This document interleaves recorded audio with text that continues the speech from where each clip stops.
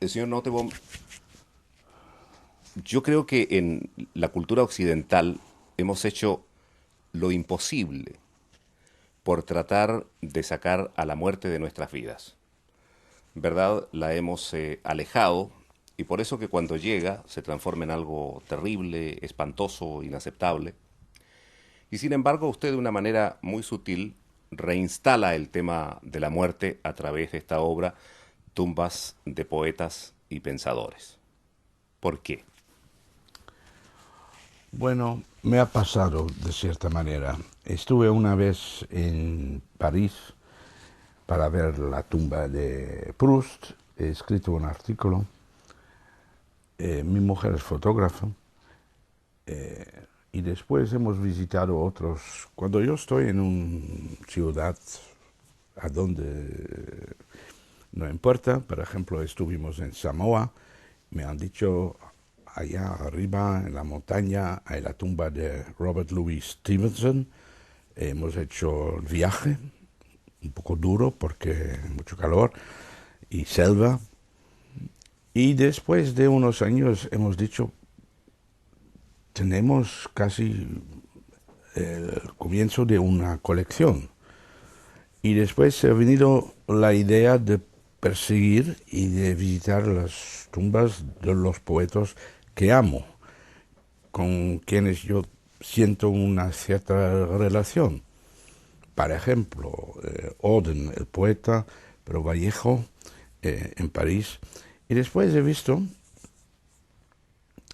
que sobre todo las tumbas de los latinos, decimos, de los españoles también, tienen un, ¿cómo se dice? Un poco de animismo, de altares.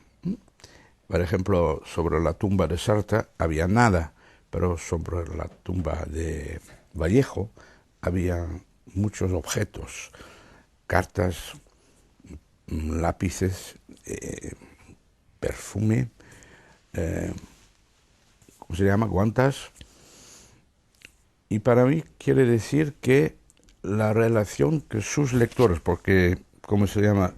El poeta tiene, después de 70 años o más, con sus lectores, aún está vivo y vienen a visitarle. También, por ejemplo, la tumba en el sur de Francia de Machado, que ha muerto exilado, como usted sabe, hay un buzón. Bueno, yo he mirado un poco, abierto, y sí, había muchas cartas. Y estas cosas contradicen un poco esta idea que no buscamos los muertos.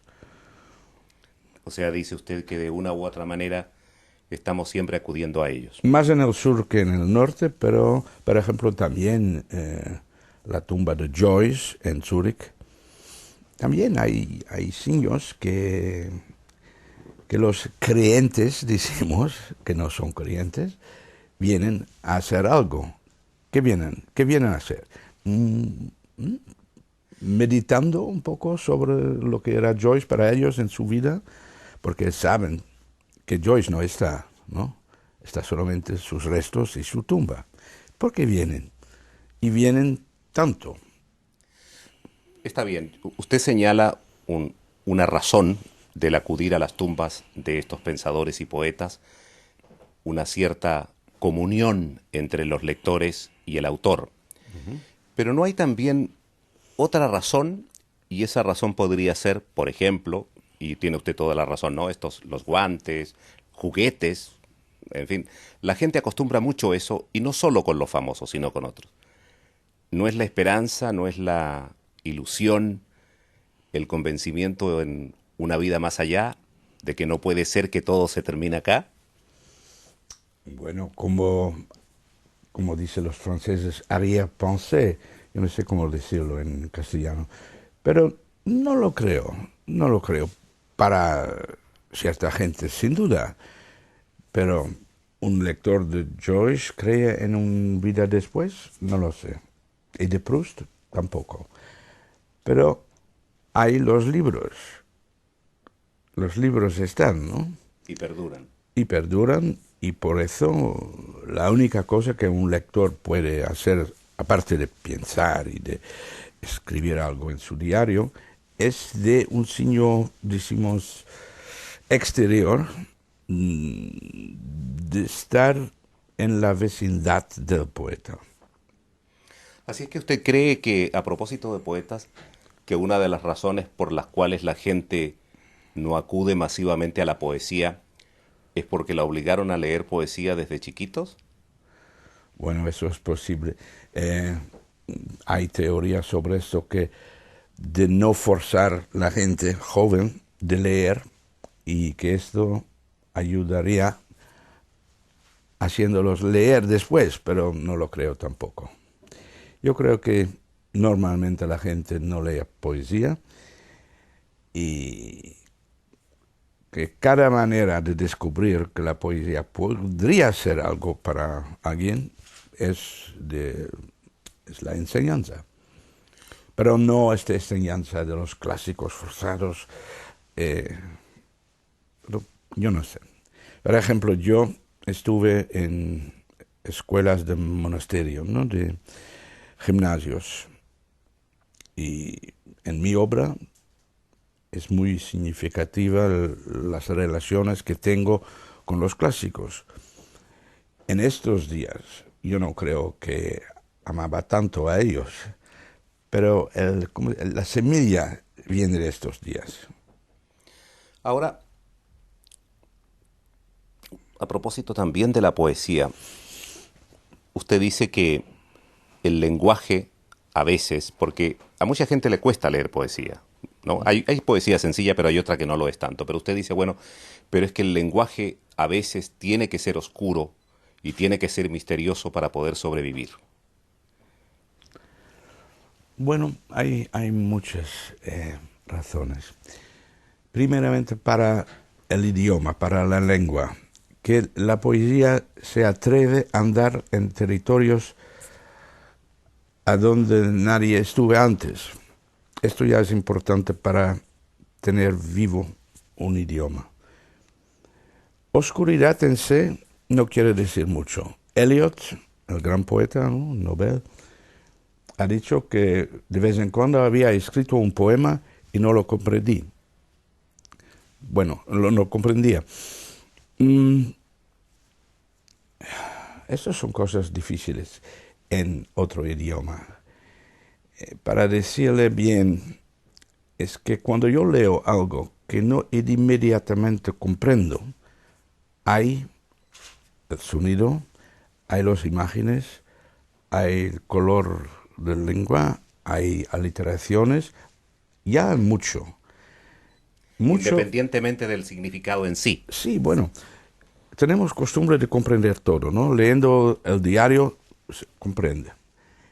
Cartas que de su madre o de su padre o de sus amigos uno comprende. Y hay una especie de idioma, de lengua, de producto de lengua que uno no comprende inmediatamente. Pero déjalo Madurar, interiorizar, el último, sí. Madurar no sé, pero interiorizar. sí, pero de disfrutarlo como es, sin comprender completamente. Como hay muchos sueños que uno no comprende inmediatamente. O como cierta música, que no comprende necesariamente todo lo que se dice. Es otro. Es otro Sí. mundo. Ahora, hay una cosa que me llamó mucho la atención en su libro, esta sorprendente tradición oriental que le pone nombres póstumos a los difuntos. ¿Se imagina usted que lo hiciéramos aquí en Occidente? No, no, Se armaría una grande, ¿verdad? no. Y cuando lo he leído, esto era sobre Kawabata, ¿no? En Japón, que me han dicho que inmediatamente después de morir lo dan un nombre, pero y uno puede elegir aparentemente este nombre. Pero yo me he pensado qué nombre quería después de morir, pero no, no, no. Me basta mi nombre. ¿Qué quiere decir? Mi nombre tiene una significación. Notteboom quiere decir nogal, árbol de nueces. Es para sus Sí, claro. suerte. Bueno, eso quiere decir muchas cosas. Señor Nottebohm, recordemos a Apollinaire.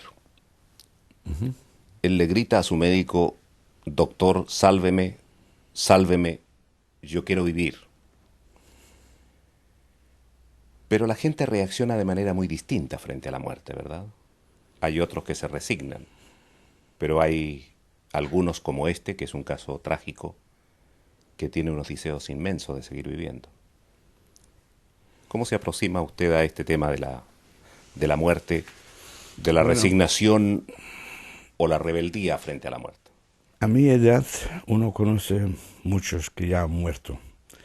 Y los demás que he encontrado eran más o menos, ¿cómo se dice esto?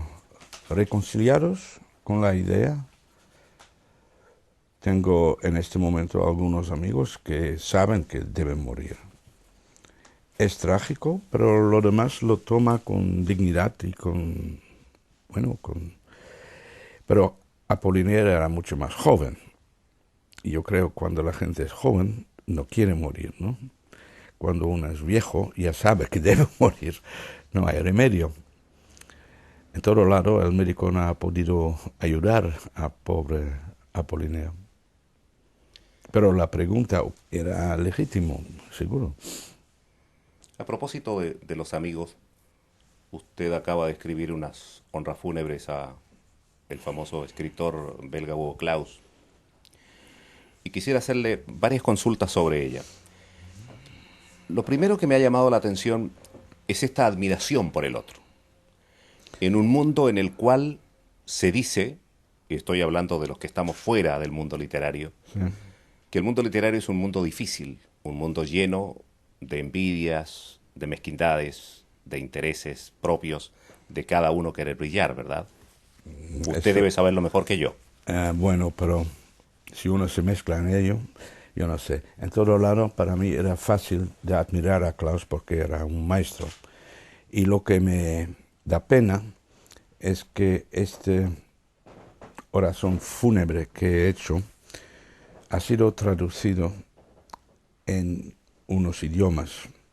Ha aparecido en Le Monde, en La Stampa en Italia, en Die Welt en Alemania, y ha sido traducido en castellano, pero el diario español no ha querido publicarlo. Esto me parece muy, muy, muy triste. También porque demuestra una cierta distancia de lo que se pasa en otros países. Porque si los franceses, los italianos y los alemanes lo publican, ¿por qué no los españoles? Y dicen, nosotros no tenemos costumbre de necrologías, me han dicho de este diario. Bueno, si uno inventa una ley, nosotros no hacemos esto, y después deben obedecer esta ley, es una tontería a mi vista. En todo lado, yo puedo darle este discurso porque está completamente traducido en español. Hugo Claus padecía de Alzheimer, Sí. y que es una enfermedad muy cruel que parte por comerse la memoria, ¿verdad? Y comerse la posibilidad de que un escritor, en este caso, pueda seguir escribiendo. Él mismo declaró que no podía seguir escribiendo. Yo me puedo imaginar que no hay nada más dramático y terrible para un escritor no poder escribir, ¿no? Sin duda, no. Él tenía Alzheimer sabiéndole 1 año y medio, pero lo han, ¿cómo se dice? Diagnóstica. ¿Lo han diagnosticado? De que ya tenía los 6 años antes. Y yo estuve con él yo no me recuerdo el año, yo tampoco, en Nueva York. Hemos leído nuestros poemas en el Casa de los Poetas, ¿no? Poets House. Y él había olvidado sus poemas en el taxi. Pero en estos días nosotros hemos pensado que era distraído, ¿cómo se dice? Y también me ha acontecido Homero Arichis, que Hugo estuve en un festival de México, yo creo que Guadalajara, y que era como un poco perdido, de no saber a dónde ir. Pero ha leído sus poemas muy, muy bien. Y viendo que él tenía un problema, no han dicho nada a él, pero han puesto su honorario, que era bastante bien, en su... Chaqueta, Sí, y se lo han cosido. sí, un gesto para mí muy poético. Y ha venido a casa con su dinero intacto. Pero ya sabíamos un poco que había problemas en los últimos 2, 3 años. Y cuando el médico ha dicho que es ¿Definitivo? definitivo, sabemos todos lo que va a pasar, porque al final es completamente la ruina, ¿no? La ruina del mente, del cerebro. Y en este momento él ha escrito a sus amigos íntimos una carta diciendo, cuando yo veo que es, bueno, el momento, yo me voy. Y eso es lo que ha hecho. Pero antes de hacerlo, ha invitado a unos amigos, pero vivía en Amberes, ¿no? Sí. Y eran, decimos, cenas pequeñas de 7, 6, 5 personas, que yo he llamado ceremonias de adiós. Y en estos momentos era fantástico. Se podía hablar con él, se recordaba cosas, porque, por ejemplo, en un momento dado, yo he dicho algo como broma, ahora tú pareces al obispo que ha condenado Jeanne d'Arc. Y él me decía inmediatamente, Chac, cochon. C'était le nom del obispo. Y tenía memoria, pero de cierta manera. Porque lo que era un problema para él es formular frases.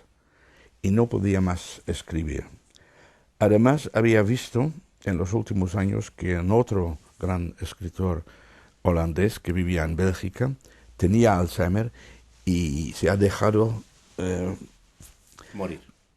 Sí, pero en el instituto no sabía nada más, no era incapaz de todo, era tristísimo.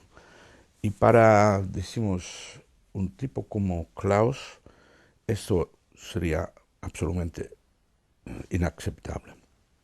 Y ha escrito una novela que ha publicado en el año 2000, en la cual todo ya está, porque se llama, y esto no puedo decir en castellano, Een slaapwandeling. ¿Sabe usted lo que es? Sí, claro, una caminata sonámbula. Sí.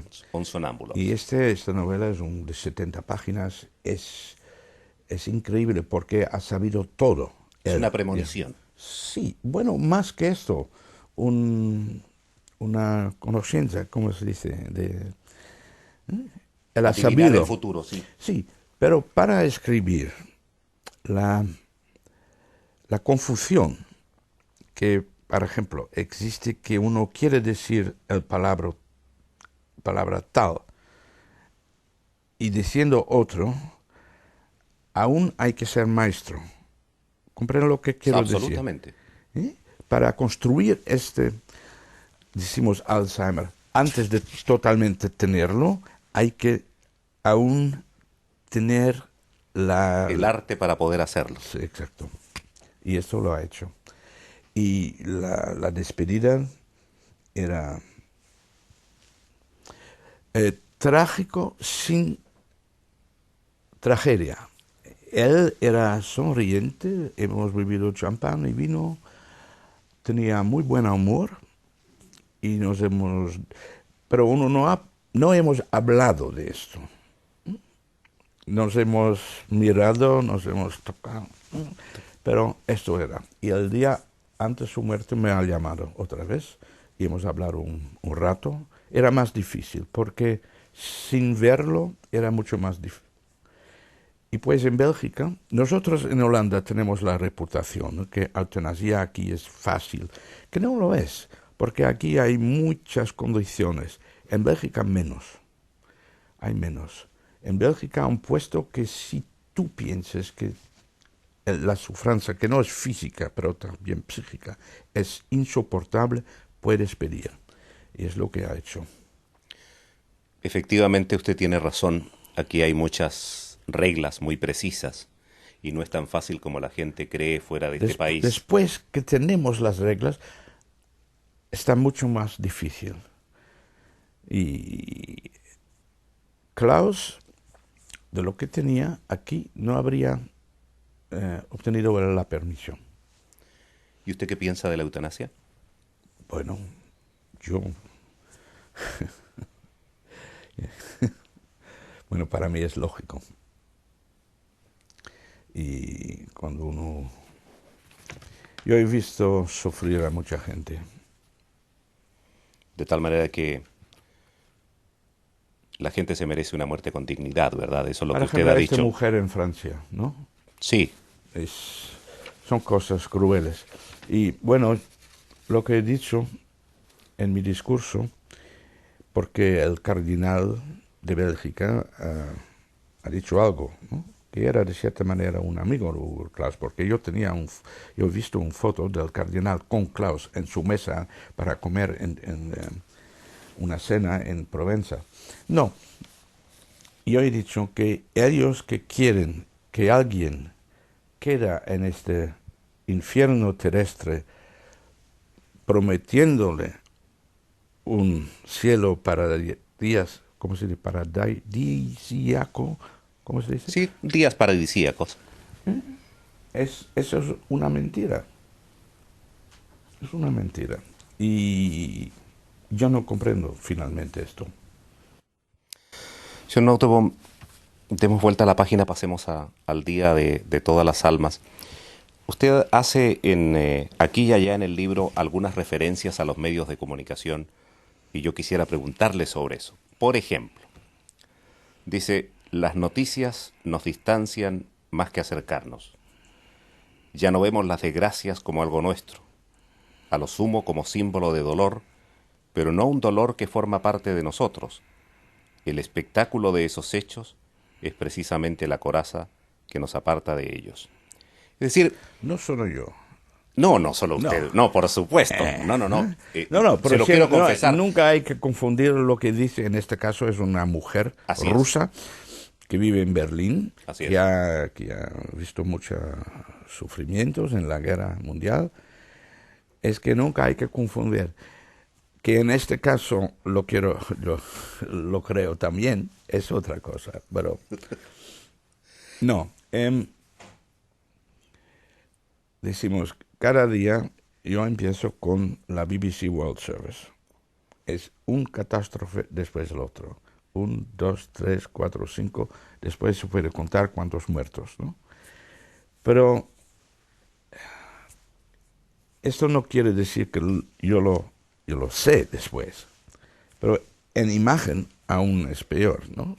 Siempre, cada día vemos a gente sufriendo, bombardeos, pero no es lo mismo de... Son los otros, no somos nosotros. Son los otros y es parte del día de consumir esto. Pero eso es lo dramático porque uno tiene a veces la esperanza, aunque yo soy en ese sentido un desesperanzado, le confieso, pero tiene la esperanza de que las noticias sirven para algo, pero Sí, al final de cuentas, pero seguro que sí sirven. Sirven para una conciencia, pero a al mismo momento, ¿qué podemos hacer por Congo, usted y yo? ¿Qué podemos hacer para Irak? ¿Qué podemos hacer para Ruanda o para Somalia? Es también algo gratuito, ¿no? De mirarlo, como si era un momento de pasar el tiempo. Hay algo dubioso en todo esto, a mi vista. ahora dice usted también, a propósito de todas estas desgracias, que ninguna generación tuvo jamás que saber, que ver y que oír tanto dolor sin catarsis, que esta es la porquería que hay que llevar a rastras cada día. Bueno, al tiempo que yo he vivido, guerra mundial, exterminación de, ¿eh? ¿Cómo se dice? Genocidio.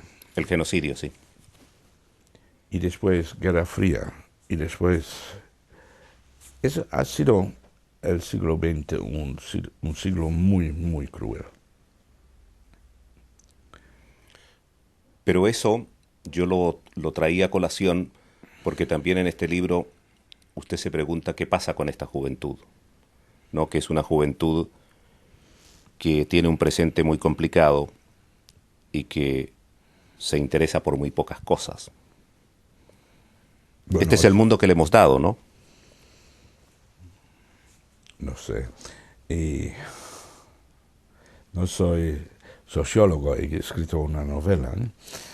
Es solamente alguien que habla, pero no es necesariamente que yo soy de esta convención. Juventud tiene la obligación de ser joven.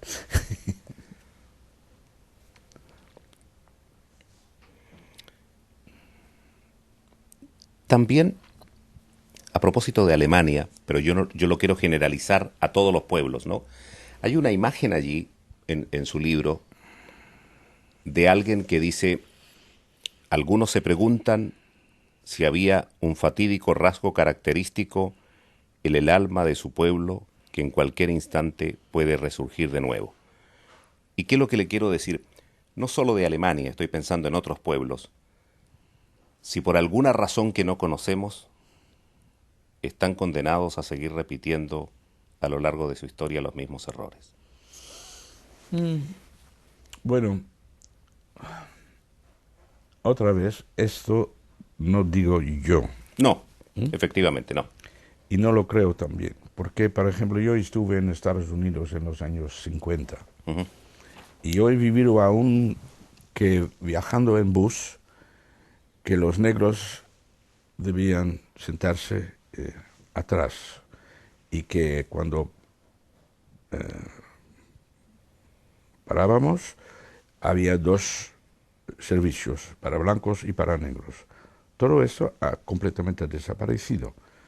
Se puede decir que pasan cosas mejores, y lo Es creo, decir, que hay una evolución positiva en muchas cosas. en cosas.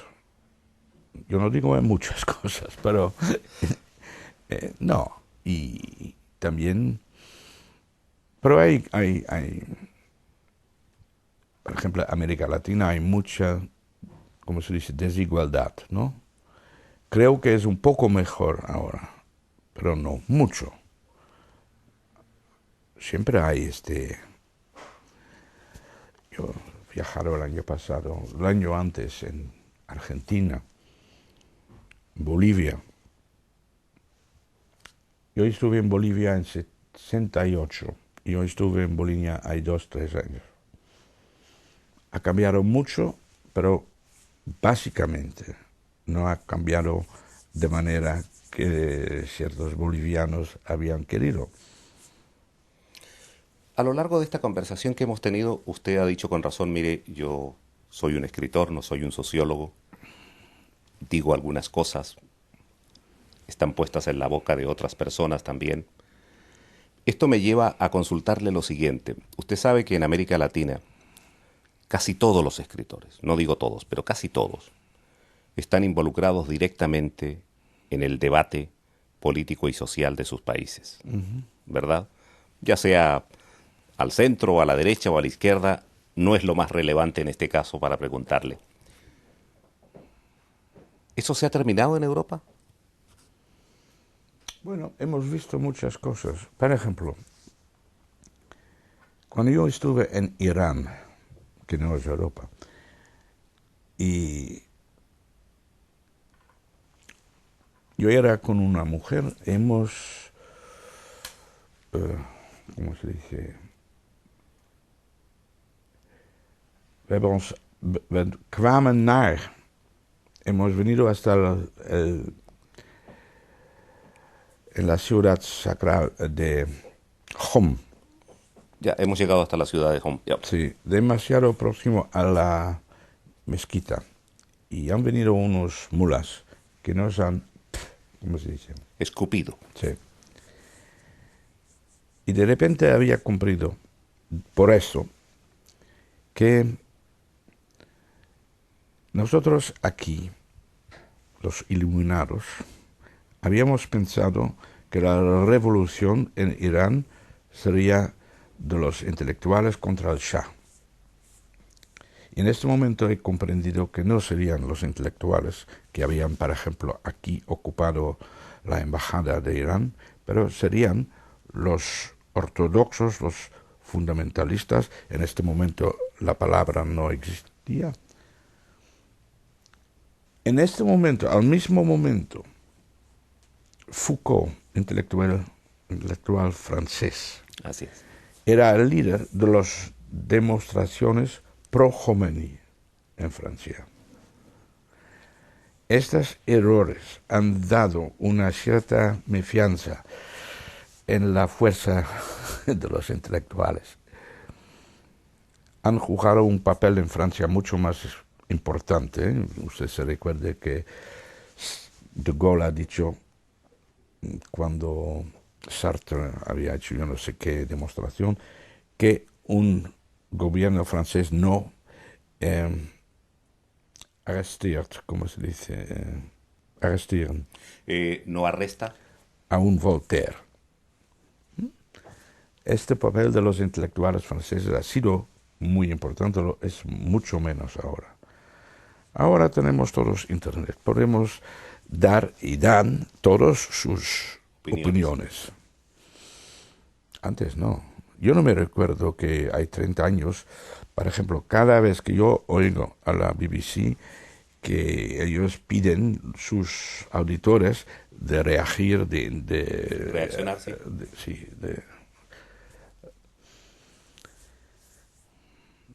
pero el papel de los escritores en países como América Latina es diferente, lo sé.